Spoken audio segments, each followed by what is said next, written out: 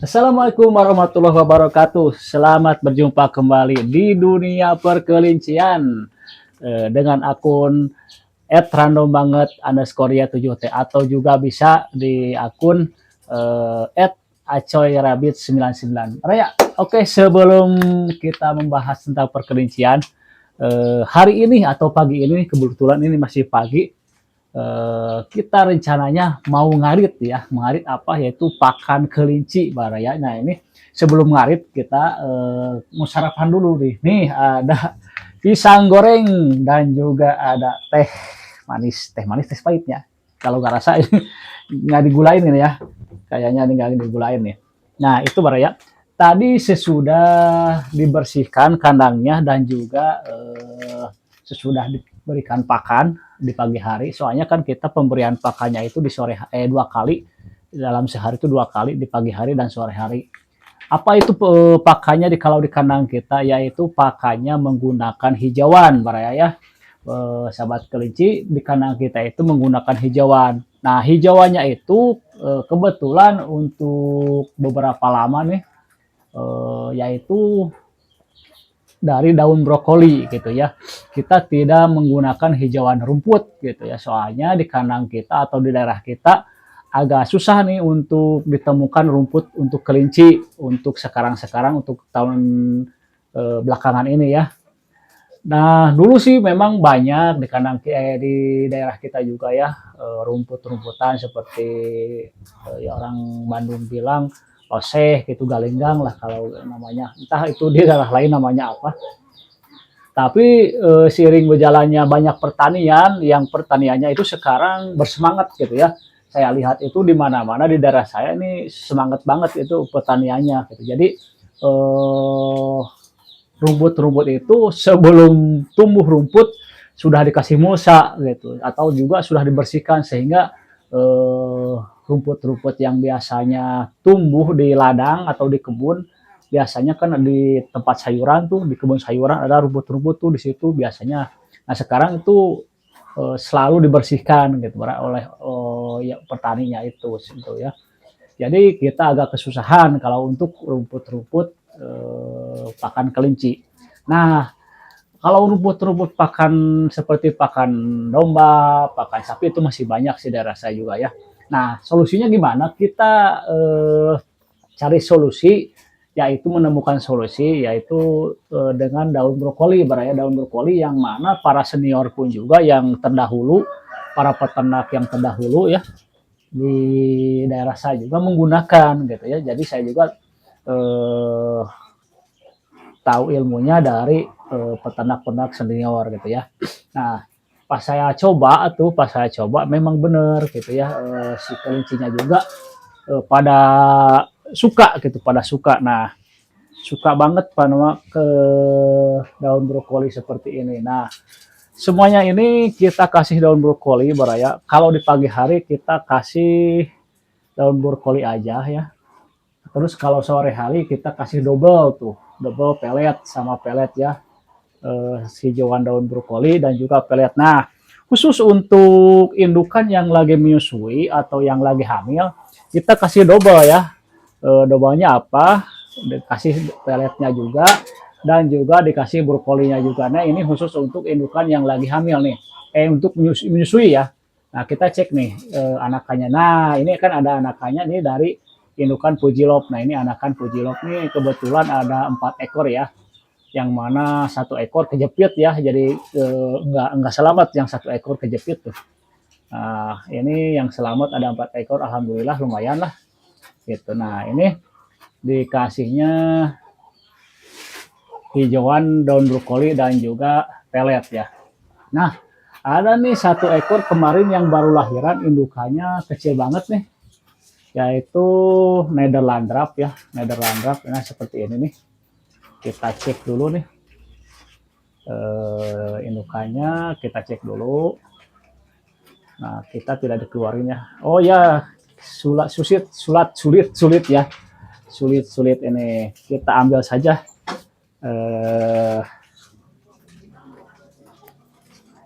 Kita ambil saja ini anaknya, saya lihat dulu ya, kita lihat dulu nih. Nah Aduh ini kecil nih, lubangnya kecil. Nah ini ada empat ekor nih dari indukan eh, ende ya. Nih satu, dua, tiga, empat. Nah biasanya sih ende emang kayak kayak gini ya. Ende emang nggak banyak banyak, kadang 4, 5, 6 lah. Gitu. Jarang 7 tuh ya. Paling banyak tuh 6 biasanya. Kalau standaran 4 sama 5 lah gitu. Nah kita simpan lagi. Yang mana indukan ende ini mengeluarkannya anakannya berwarna orange, Bara ya. Ini cikal bakal warna orange ya. Udah kelihatan dari bulunya. Oke, Bara, sebelum itu kita mau sarapan dulu lah. Sarapan dulu nih. Kan kita ceritanya mau ngarit ya. Ceritanya mau ngarit nih. Di hari ini atau di pagi ini mumpung masih pagi. Baru pulang kerja juga nih. Soalnya tadi pagi jam sudah beres jam 7-an ya.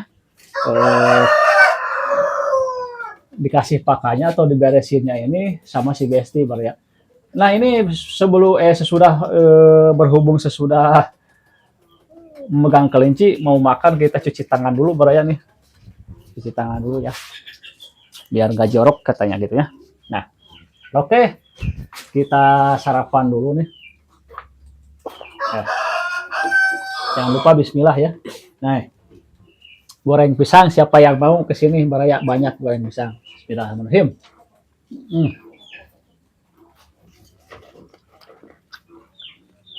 Ada yang bertanya, Kang itu makan di kandang kelinci nggak bau apa? Nggak jijik gitu? Jadi saya jawab ya, kalau kandangnya sering dibersihkan setiap hari, alhamdulillah tidak menimbulkan berbau dengan menyengat ya. Kalau misalkan kandangnya jorok ya pasti bau ya. Alhamdulillah. Kalau di kandang kita itu selalu dibersihkan setiap hari ya. Siapa yang membersihkannya? Ya yang membersihkannya tadi si Besti ya. Kalau saya sih jarang. Kalau saya tuh kebanyakannya ngarit atau pemberian pakan gitu ya. Si Besti juga pembersihan dan pemberian pakan juga gitu ya. Mantap. Soalnya kalau untuk ngarit kita harus full perut ya. Jangan sampai perut itu belum diisi, perut kosong, terus ngarit kan kepanasan tuh nanti teh bisa-bisa salah teri baraya. Ini perutnya harus diisi dulu dengan sarapan gitu ya.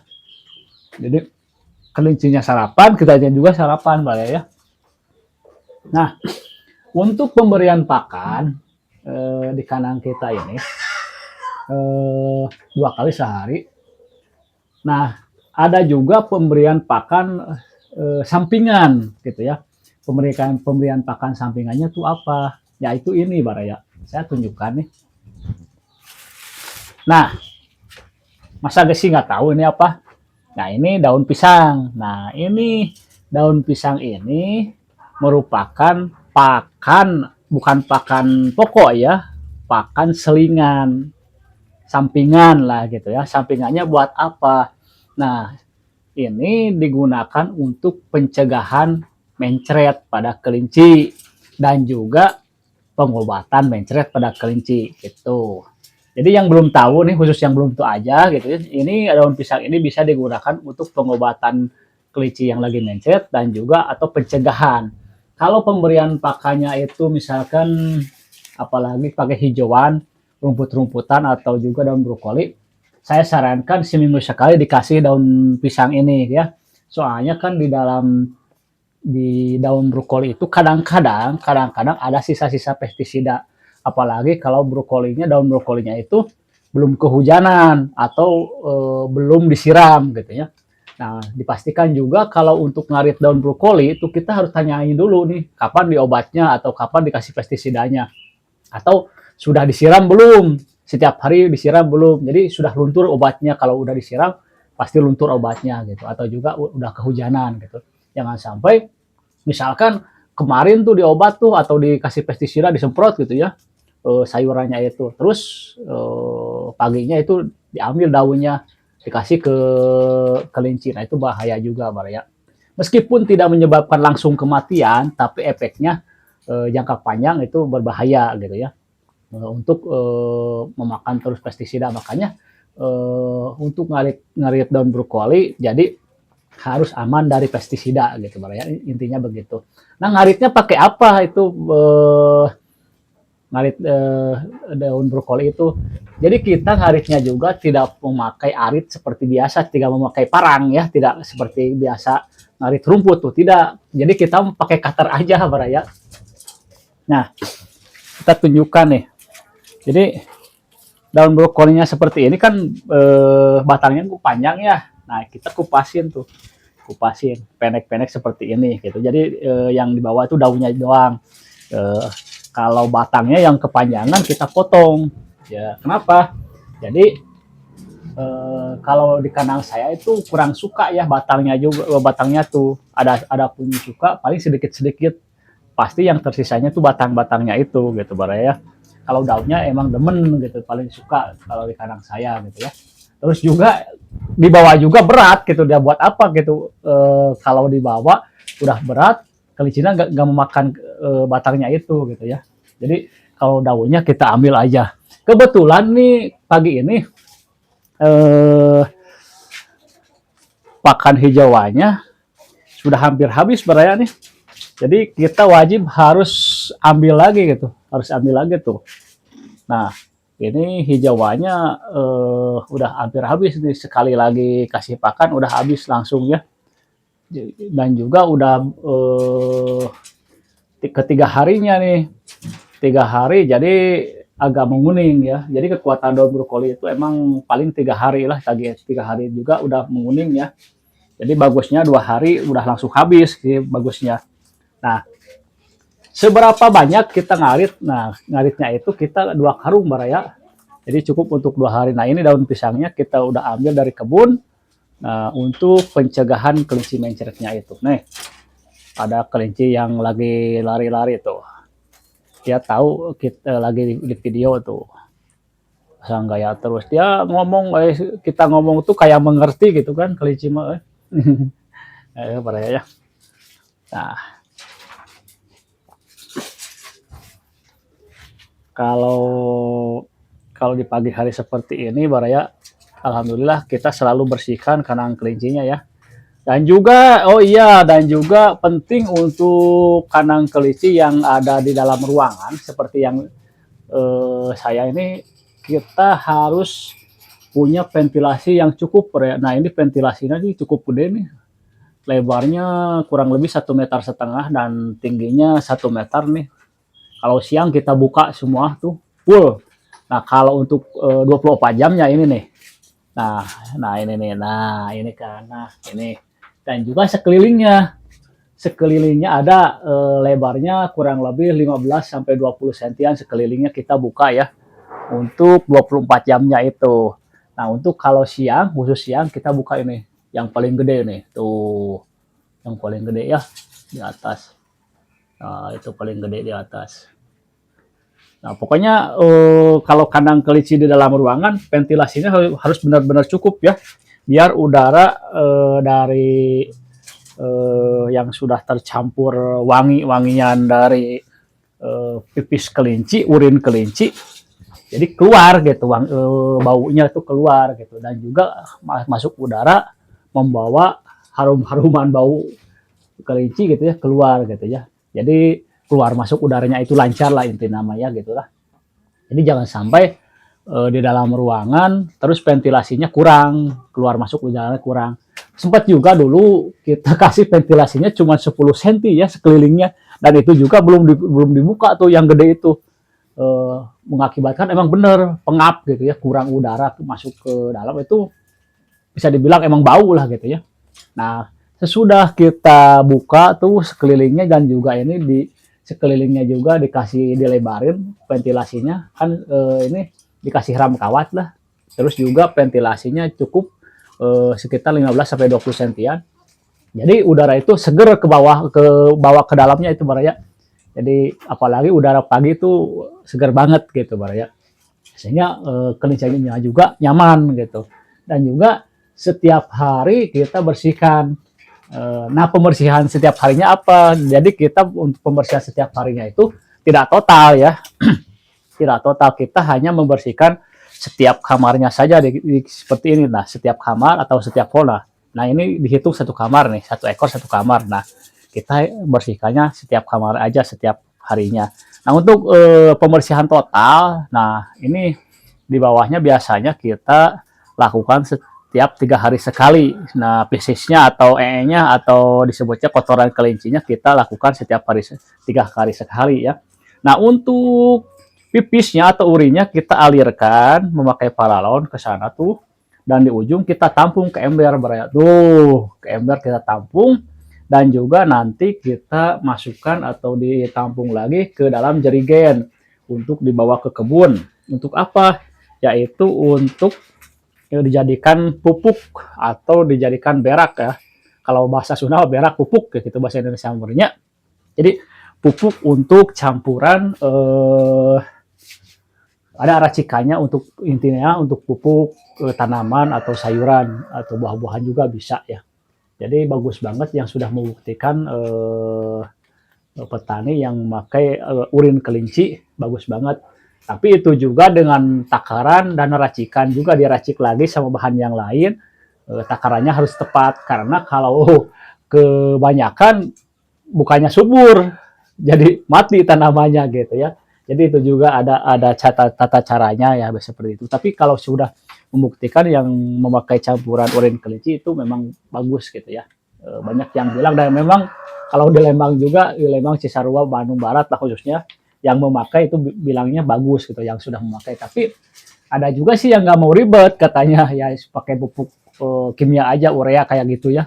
Ada lah kayak gitu. Tapi kalau yang sudah tahu ilmunya pasti memakai urin kelinci, jadi memanfaatkan bahan yang ada gitu daripada dibuang percuma kan. Nah untuk urin kelinci kalau di kandang saya, khusus di kandang saya nih, khusus di kandang saya, siapa saja yang mau tinggal bawa wadahnya aja ya, tinggal bawa wadahnya atau bawa jerigen, kita tampung, kita kasih lah gitu, kasih gratis ya, jadi nggak perlu beli gitu. Kalau orang lain kan belilah gitu ya, dijual. Emang ini juga laku kalau dijual ya, kalau ke yang membutuhkan. Tapi kalau khusus di kandang saya tidak menjualnya. Tapi silakan aja membawa wadahnya gitu ya. Adapun juga gitu ya yang sudah saya kasih, misalkan orang-orang yang sering saya kasih itu ke kebun bawa dua jerigen gitu ya. Saya bawa tuh ke kebun pakai motor gitu ya. Nah, dia itu memberikan tips gitu ya, uang, bukan membeli katanya aja. Bukan ini mah bukan membeli urin kelinci, tapi ini mah buat bensin katanya. Ini mah buat ngumpulin jasa mengumpulkannya gitu Pak ya. Jadi kalau saya sih emang tidak jual urinnya gitu. Kalau enggak mengasih uang atau mengasih tip silahkan, kalau enggak apa-apa gitu. Jadi adapun istilahnya iklarnya itu tidak menjual gitu. Silahkan aja bawa gitu. Tapi kalau mau mengasih tip misalkan ya untuk teman-teman yang mau misalkan, aduh era cenah teu mere duit cenah gitu nya. Kan bahaya teu naon ya. Cuman kalau ada yang mau memberi juga nggak apa-apa silahkan. Tapi ini untuk apa nih saya tanya dulu, membeli atau apa? Kalau membeli enggak, saya nggak terima.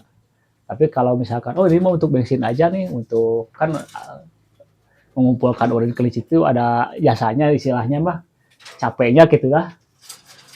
Jasa mengumpulkannya, jasa membereskannya, jasa menampung lah, seperti itu Pak ya. Jadi hanya sebatas pengertian gitu ya, bukan pembelian gitu ya. Nah itu. Tapi juga kalau tidak ada uang misalkan, saya tidak punya uang tapi pingin urin kelinci, nggak apa-apa, sok aja ke sini Pak ya. Tinggal diambil, tinggal bawa jerigennya aja, sok kita isi gitu ya. Dengan senang hati, tidak ada paksaan apa-apa. Kalau di kandang saya, kalau di kandang orang lain kan ditampung, emang ada penampungnya dan juga ada pembeli besar gitu. Nah, kalau saya sih emang itu juga banyak yang nawarin ke saya gitu ya. Sok Kang itu urinnya ditampung aja biar banyak. Nanti kita beli seliternya segini. Aduh saya bilang enggak lah. Saya mah sok aja lah ke orang lain gitu ya. Soalnya punten-punten ya, tapi maaf nih bukan untuk mendakwahi gitu.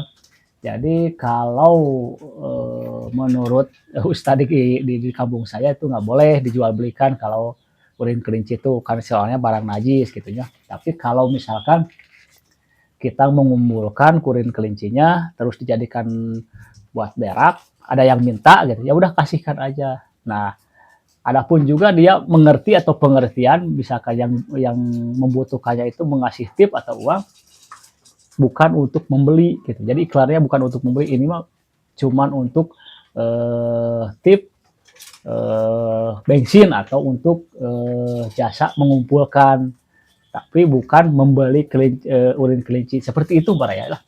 Ya ada yang tahu lah, ada yang enggak gitu seperti itu. Tapi mohon maaf untuk yang suka menjual kelinci, urin kelinci itu masing-masing aja ya.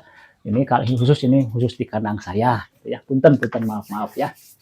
Oke, apabila ada kritik dan saran, mohon langsung saja, boleh di komen-komen atau boleh di berkunjung ke kandang saya gitu para ya. Kita sharing bareng seputar apa saja di kandang saya, tentang perkelincian atau tentang apa saja boleh kita bahas di kandang saya para ya. Kita sambil ngopi lagi para ya. Kalau di Sunda itu ya, orang Sunda ini tuh namanya ngopi gitu. Meskipun tidak ada kopinya, tapi namanya ngopi tetap ya. Kalau bahasa halusnya tuh ngaleut cenah. Ngaleut Kang, ngaleut. Nah, ngaleut juga naon leuit nah ini gitu. Kalau leut kan ngaleut mah kalau bahasa asalnya itu ngaleut itu minum gitu ya. Tapi kalau ngaleut di bahasa Sunda itu ngopi gitu. Ada yang dimakan dan juga ada airnya gitu.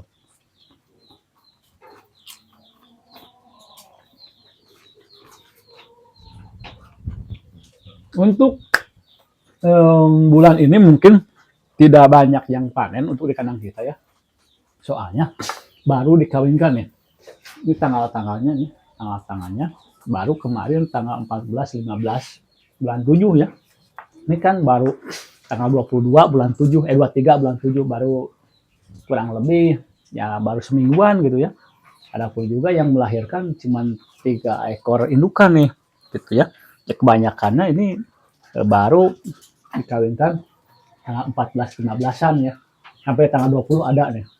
Berarti insya Allah kalau panennya itu nanti bulan depan sekitar tanggal 14, 15 sampai tanggal 20 ada gitu ya untuk di kandang saya. Dan juga untuk para pemula harus diketahui, jadi harus dijadwalkan ya perkawinan kelinci itu supaya produksinya lancar dan juga tidak telat pas birahi itu langsung dikawinkan gitu ya. Harus dicek dulu apabila misalkan sudah ketahuan ciri-cirinya birahi, pasti kan udah tahu kan ciri-ciri birahi seperti apa. Nah, seperti itulah untuk para pemula. Misalkan ciri-ciri birahi kalau gerak-gerik kelincinya lincah atau agak galak. Terus juga yang paling dominan kita cek itu kelaminnya udah berwarna merah tua belum gitu. Kalau masih pink gitu, masih merah muda ya itu birahinya kurang. Tapi kalau udah merah tua tuh agak keunguan, nah itu birahinya udah tinggi. Nah, harus langsung dikawinkan, jangan sampai telat lagi. Kalau telat lagi biasanya suka lama lagi gitu, suka susah lagi kawinnya ya. Nah, itu seputar kelinci, mungkin nanti kita akan bahas lagi di lain waktunya. Boleh di like dan boleh di komen dan juga boleh di share atau boleh juga di subscribe juga ya. Tolong di subscribe juga, bantu kita ya di akun Acoy @acoy_rabbit 99 atau boleh juga di @random banget underscore ya 7T, tapi sekarang jadi berubah jadi acoy rabbit 99. Nah, situ aja dulu untuk pertemuan kali ini. Nanti kita akan bahas lagi tentang seputar perkelincian. Untuk para pemula boleh di komen misalkan untuk pembahasan apa saja, untuk membahas apa lagi, tutorial apa lagi, pertemuan selanjutnya boleh diminta. Kang, ini saya perlu tutorial menyuntik, Kang saya perlu tutorial mengobati mencret atau tutorial mengobati penyakit gudik atau apa aja tentang seputar kelincian boleh ditanyakan, nanti kita akan buat videonya ya. Terus tentu saja dengan pengalaman sendiri di kandang ini gitu ya. Jadi Adapun teori-teori dari teman-teman, nah kita praktekkan di sini. Nah, prakteknya itu ada yang sesuai dan juga ada yang kurang cocok gitu ya. Kalau diterapkan di kandang sendiri pasti juga gitu ya. Yang penting tidak jauh dari teori gitu ya. Maksudnya seperti ini. Kalau teori ini kelinci itu dikasih pakannya hijauan, rumput atau juga pelet, dan di dalam pelet juga kan terdapat rumput kan, itu juga rumput kering, hai dan sebagainya. Nah, maksud saya tidak jauh dari teori itu seperti ini. Pada alaminya dikasih rumput. Nah, kita ganti ke pakan hijauan daun brokoli. Nah, itu masih sama lah, nggak apa-apa. Asal jangan pada alaminya kelinci itu makan hijauan rumput, terus di kita di kandang kita tuh dikasih liwet gitu atau dikasih nasi padang. Nah itu jangan, pada itu udah jauh ya, udah jauh dari teori. Soalnya itu bukan makanan kelinci tapi makanan yang punyanya gitu Bar. Nah itu contohnya seperti itu aja Bar ya. Nanti kita akan berjumpa lagi. Ini udah agak siang nih, udah siap-siap mau ngarit. Nah ini arit karungnya nih, kita membawa 2 karung. Mudah-mudahan di lapak atau di kebun yang dekat kita dapat atau belum ada yang ngambil gitu ya. Soalnya kalau berangkat kesiangan suka ada yang mengambil, jadi keduluan orang lain gitu ya. Soalnya kalau di daerah saya itu siapa cepat dia dapat gitu untuk daun brokoli itu Pak Raya. Soalnya udah pada tahu manfaatnya untuk hewan.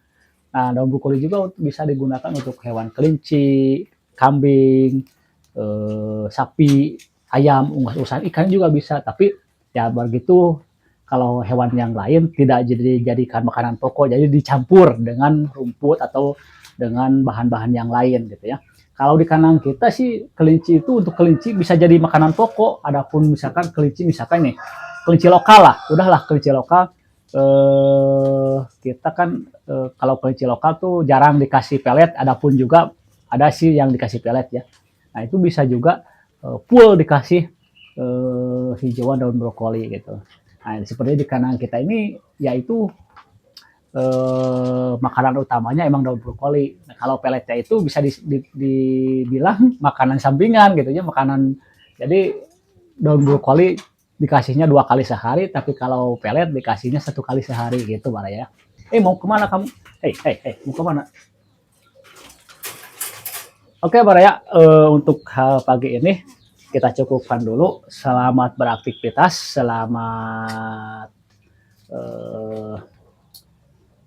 selamat apa artinya? Selamat mengurus kelinci, selamat memelihara kelinci. Semoga kita peternak kelincinya sukses Bara ya, dan juga mendapatkan keuntungan dari beternak kelinci Bara ya. Hatur nuhun. Assalamualaikum warahmatullahi wabarakatuh.